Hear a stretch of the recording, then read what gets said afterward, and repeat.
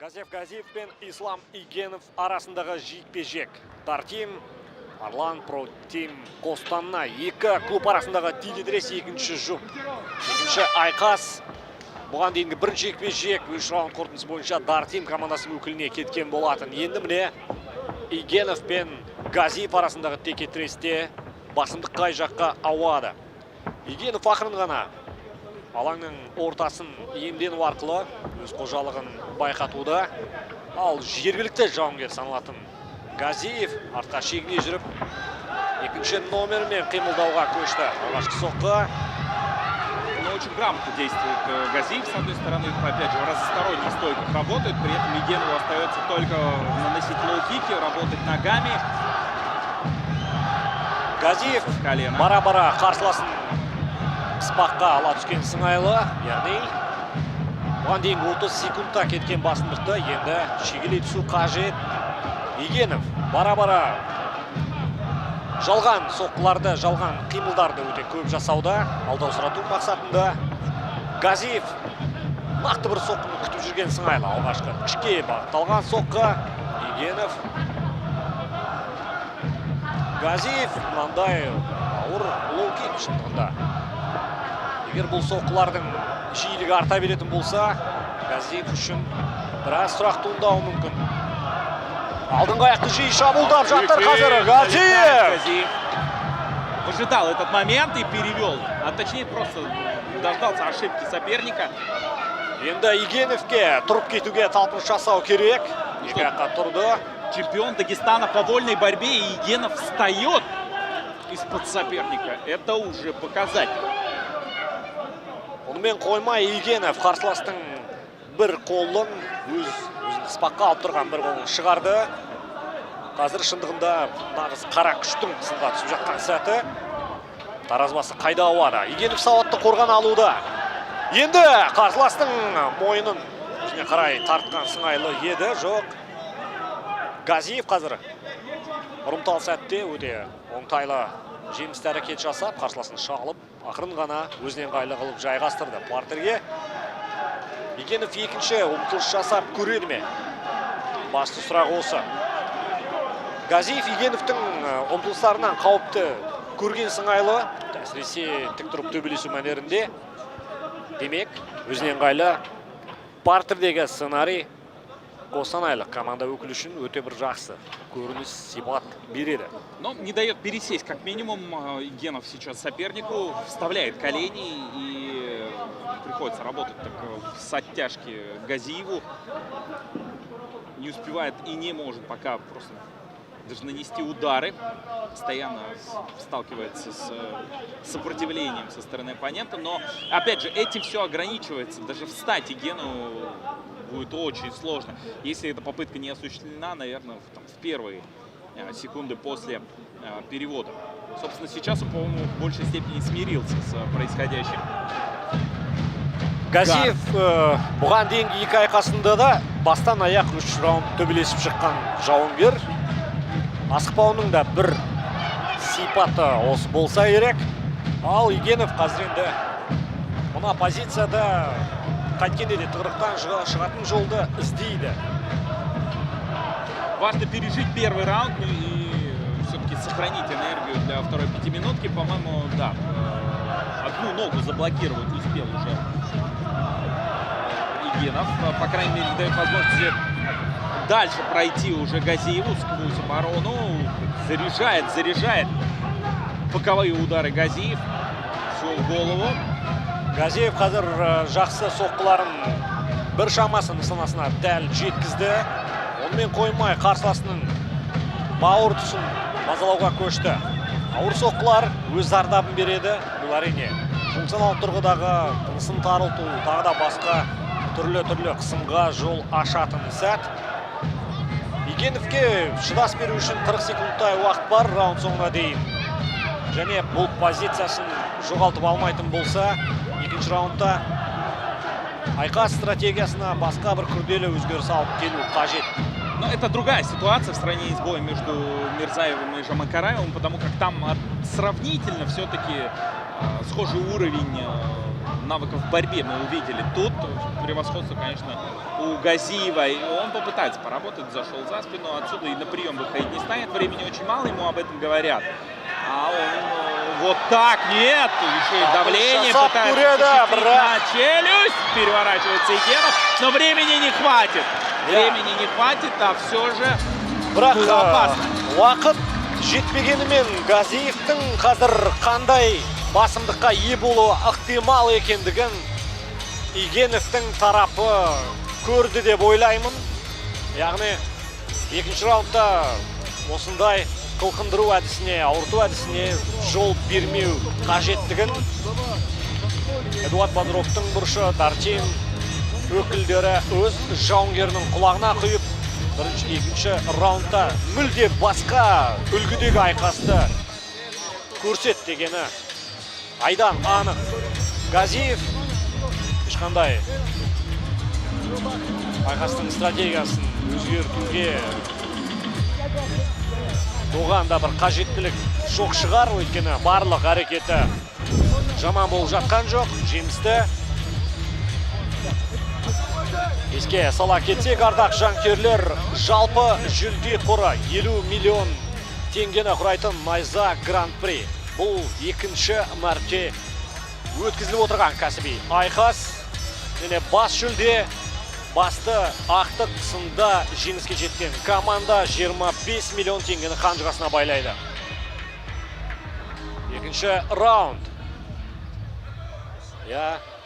Ислам Игенов және Газиев Газиев. Бұл қателік болды ма, алдау қимыл болды ма? Газиев! Матадор должен был встречать Игенов своего оппонента. Опять с таким долго летящим оверхендом Газиев пытался налететь на оппонента. Него. Қауіпті апперкотқа ұрылда мүмкін. Для того, чтобы вернуть на былую дистанцию Игенова. Понятно, что нужно делать Исламу, защититься от перевода, постреливать с дистанции, одиночными ударами пытаться контратаковать, защититься опять же при попытках Газиева. А это просто вопрос времени. Тот, конечно, попытается свалить соперника, работает передней рукой постоянно Газиев. Газиевтің бірінші раундтың соңындағы басымдығы қазір кеудесіне одан сайын үлкен сенім ұялатқан сыңайлы. Бірінші қимылдай бастады. Хайки! Қауіпті Игенов ашық айқастан жалтара жүріп, қазір қарымта соққыларға басымдық беруде. Бірінші раундтағы айна қатесіз картина. Бағанағы Игеновтің үлкек соққылары Газиевке мүлде ұнамайды. Енді шегінуге мәжбүр қостанайлық команда өкілі. Ал Игенов басымдықты бара-бара ширата түсуде. Қолын іске қосып көреді ме? Пока Газиев, честно признаться, не очень похож на чемпиона России по ушу Саньда. Он такой типичный вольник работает. Исключительно. Газиевтің бір-екі мәрте құлаштай ұрып көруге тырысқандығын білеміз. Терпит, ждет. Но второй раунд пока проходит по сценарию именно Игенова. Ислам, по-моему, почувствовал, но и в конце концов почувствовал уверенность в собственных силах. Пытается обездвижить, ну или, по крайней мере, уменьшить, да, опять же, вот эту подвижность соперника, снизить ее скорее. Игенов по корпусу, но опять лишь вскользь проходит этот удар, вновь кик. И Игенов готов работать по этажам. Но в центре заставят соперники. Газиев долгое время как-то молчит. 2,5 минуты позади. Неужели не может подобрать этот момент? Нет, вот она сразу попытка. И вновь Игенов защищается. Эдуард Бозров буквально счастлив в этот момент. Мидл-кик мощный, который был слышен всей арене. Бэкфилд Газиева. Вдруг он решил разрядиться именно и боковой заходит. Тамаша қазір Игенов сол қолмен Газиевтің жағын дәл тапты, бірақ Газиевтің көздегені қарсыластың аяғы өтіп барып, өзі басымдыққа ие болатын позицияға ыңғайлау. Бұл партер, ол түсінікті. Өйткені бұған дейінде бірінші раундтың соңында Газиев осы позициядан бір шама жақсы жетістіктерге, жақсы басымдықтарға ие болған болатын. Игенов тұрып кетуге талпыныс жасайды ма? әлде бір шама уақыт бар раундтың аяқталуына. Әзірге Газиевтің қолын байлап, гардты жапқан қалпы Игенов тапжылатын емес. Так получилось, что на две части разделился второй раунд. Первый — это как раз-таки работа в стойке и стихия Игенова, а вот вторая половина проходит под диктовку уже Газиева. Привычно локти, разумеется, уже гард. Газиев дальше проходить не собирается, он просто чувствует себя комфортно и здесь. С короткой дистанции вставлять эти жесткие локти он способен. Міне, Газиевтің қолдаушылары Қостанай деп айғайлап бара-бара қанат бітіруде жергілікті жауынгерге. Енді Дағыстандық күрес мектебінен шыққан бұл файтер қазір енді Қостанай қаласының легионері әрі жергілікті жердің намысын жыртып жүрген спортшы. Газиевтің бағыттап жатқан соққылары аса бір қауіпті болып көрінбесе де, Игенов үшін бұл оңай емес. Өйткені бір мүмкіндік жылт етсе, Газиев сол тұсқа, ашық тұсқа соқсын. Бірнеше мәрте бағыттады. Игеновтен жауап жоқ әзірге. Өйткені Тартим өкілі өте қолайсыз позицияда жайғасқан. 15 секундтай уақыт бар. Әрине шыдас береді. Әлде бір қолын істен шығарды Газиев қарсыластың. Бірақ дәл осындай бір батыл қадамдарға Газиев осымен дәл 2 мәрте барды. Раунд аяқталған тұста. Екеуі сөзге келіп қалған сыңайлы. Газиев ашулы. Бұл тұста бір-біріне қолын ұсынған екі тарап құлықсыздық танытты, достық пиғылды байқатуға. Қазір бейне қайталау сәтінен көрсек, қателеспесем, гонканы естілгеннен кейін Игенов бір соққы артық жасап қойған сыңайлы. Он просто оттолкнул соперника, что и стало причиной бурной реакции со стороны Газиева. Тот самый хайкик, который мог бы изменить положение дел. Две попытки Игенов заблокировал, а уже третья состоялась и оказалась успешной для Гзиава Газиева. Покажут ли нам последние секунды второго раунда? Нет, друзья. Счет по раунду, честно признаться, очень сложно предположить. Первый определенно уходит в актив Газиева, а вот по второму, мне кажется, есть вопросы. Хоть и почти две с лишним минуты контроля. 23-27 по ударам, и в эту статистику уже верится. Газиев просто бежит в центр навстречу Игенову. По-моему, теперь этот бой приобретает такой принципиальный характер для него. Кеудемнен идердің деп ренжіп қалған Газиев үшінші раундта Игеновке қандай сый-сияпат дайындады екен. Тағда өз бұрышын көрсетуде, яғни сүртіп алуға жетпей. Жоқ, артық біраз заттар қалып қойған екен. Газиевтің секундантардың бұрышы. Енді Игенов түсіндіріп жатыр. Бір артық ойы болмағандығын. Спорт, кәсіби деңгейдегі спорт, құрмет бірінші орында. Возможно, уже после боя нужно будет обменяться рукопожатиями, а не перед третьим решающим раундом. Второй бой Игенов сажает. Левый прямой, опять в разносторонней стойке показываются бойцы. Ждет Игенов, когда пойдет на него соперник. Игенов қазір аяқпен соққы жасауға ниеттімін дегенде алдаусыратып. Фронт-кик. Газиевтің біраз ойдан шатысуына, көз жазып қалуына мүдделі. Газиев тағы да күтеді. Және раунд аяқталуына 2 минуттан асар аспас уақыт қалған сәтте күреске кіреді. Бұл енді айна қатесіз Газиевтің бұған дейін қайталаған сценарий. Да нет, во втором раунде-то по факту раньше попытки были совершены. Игенов просто не давал шанса Газиеву и очень хорошо оборонялся. Теперь опять на дистанции. Бұл енді Газиевтің өзіне жемісті болып отырған тактикасы. Сондықтан да ол тактикадан айнымайтыны түсінікті. Игенов жалған ұмтылыстар, бірақ соққылардың саны тым аз. Өзіне сезетін шығар деп ойлаймын. Длинные рычаги у Егенова, он постреливает с дистанции. Вот Газиев джебом неплохо, правой прямой тоже. Все-таки может и находит этот момент для встречного залпа. Егенов щупает. Опять же, очень осторожно действует, прекрасно осознает. Вот и соперник пойдет вперед. 3 минутта уақыт бар.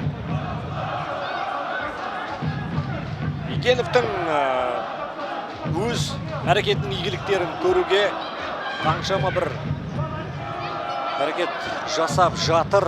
Бірақ қазірге көбінесе бағытталып жатқан соққылары ауа қармап қалуда. Газиев те бұған дейін 2 раунд барысындағы бір ширақтықты әзірге көрсете қойған жоқ. Әрине шаршады. Егенов аса сақ. Артық соққы өткізіп алудан қауіптенеді. Өзі де дәл бір соққының шығатын сәтін күтіп жүргендей.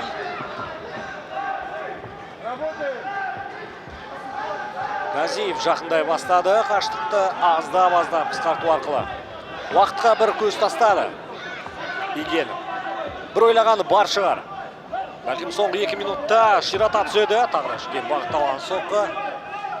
Во многом, наверное, осознает. 2 минуты, в случае чего можно пережить в партере, а теперь нужно зарабатывать очки. Нужно стрелять, нужно поактивнее как-то провести концовку. 3-й раунд получается очень пассивным в исполнении обоих бойцов. Газиев, по-моему, немножечко подвыдохся, и Егенов же осторожничает чересчур много. Очень много покраснений на спине у него возникло. И Егенов с боковым. Бұл раунд енді алдағы 2 өткен раундқа мүлде ұқсамайды. Дегенмен 1,5 минуттай бар.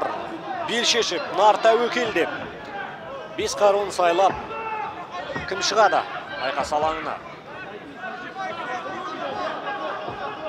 Қазір таразының басында ұпай тұр. 3 ұпай кімге бұйырады? Қалған минутта бәлкім уақытынан бұрын аяқталатын шығар айқас. Белгісіз. Газиев қазір қысымды арттыра бастады. Тамаша! Егенов сол қолымен қарсыластың жақ тұсын дәл тапты. Тағы да таблоға көз тастайды. Газиева просят пойти в ноги. Отгоняет Егенов соперника. Тағы да сол қолы. Егенов неге бұл соққылардың санын жиілетпеске? Соңғы 40 секунд қалғанда.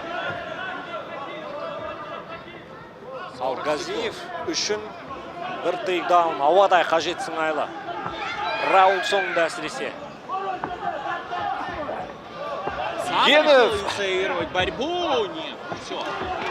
Защищался от всех попыток уже Газиев. Мидл-кик. Опять в корпус.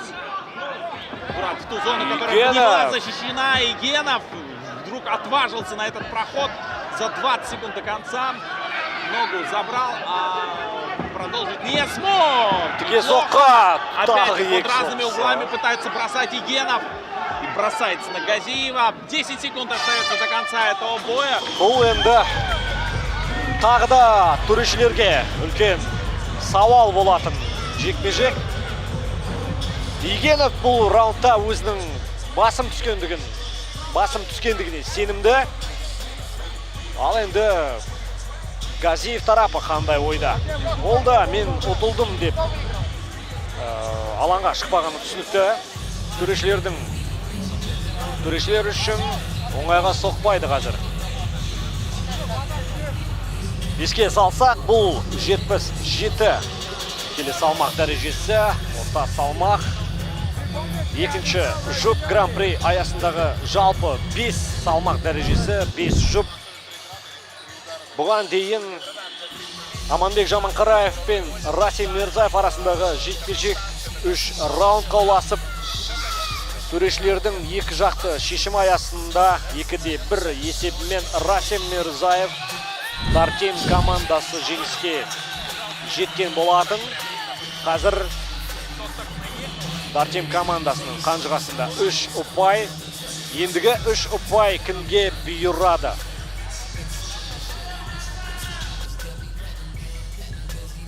Dear ladies and gentlemen, result of 3 rounds by decision of judges. Winner by unanimous decision.